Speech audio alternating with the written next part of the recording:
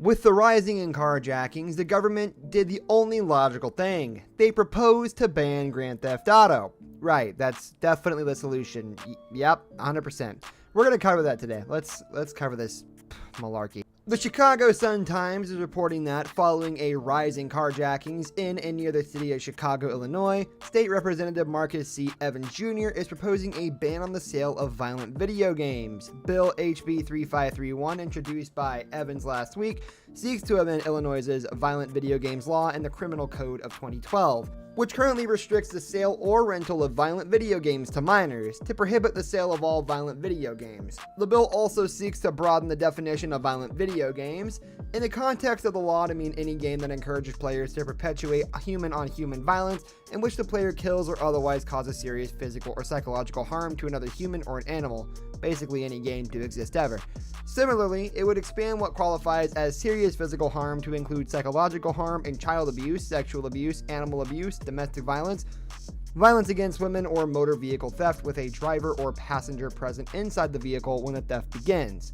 The bill doesn't name any games specifically, but it appears to be aimed primarily at the Grand Theft Auto games, which enables players to, among other things, carjack NPCs whenever they want a new ride.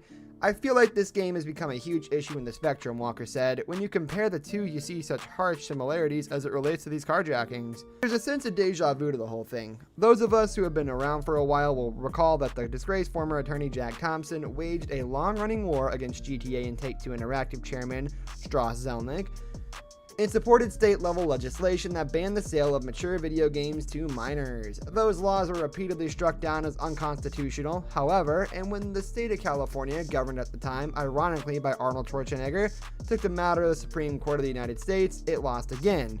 In a 7-2 ruling, the court declared in Brown v. Entertainment Merchants Association that video games, like other media, are protected by the First Amendment. Like the protected books, plays, and movies that preceded them, video games communicate ideas and even social messages through many familiar literary distinctive to the medium, such as the player's interaction with the virtual world, the ruling states. That suffices to confer the First Amendment protection under our Constitution.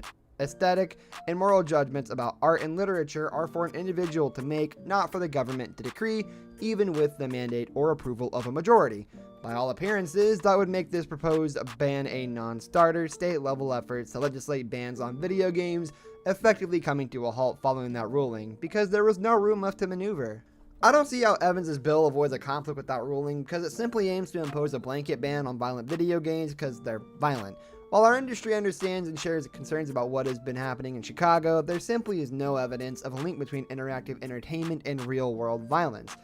The Entertainment Software Association said in a statement issued in bill response, "We believe the solution to this complex problem resides in examining thoroughly the actual factors that drive such behaviors, rather than erroneously ascribing blame to video games based solely upon speculation.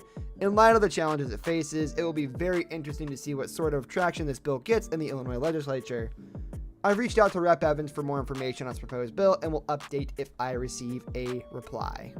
So in summary, guys, there's been a lot of carjackings in Illinois. Big shocker, it's in a major city. It happens in a lot of major cities. Chicago is just seeing a major rise. And of course, the first thing they look to is video games. But the thing is, the argument for video games for the past years has been that it's influential on children, and it makes children do violent things. There's plenty of examples of why that doesn't really work, especially in these, because the people carjacking in this scenario are actual adults. They're adults. They can't be influenced by a game, and if they can be, they need to be legally prescribed something or legally diagnosed with something that shows that they have a lower mental age in terms of just the way they think. It's not really hard to say, yeah, GTA definitely didn't make this guy jack a car.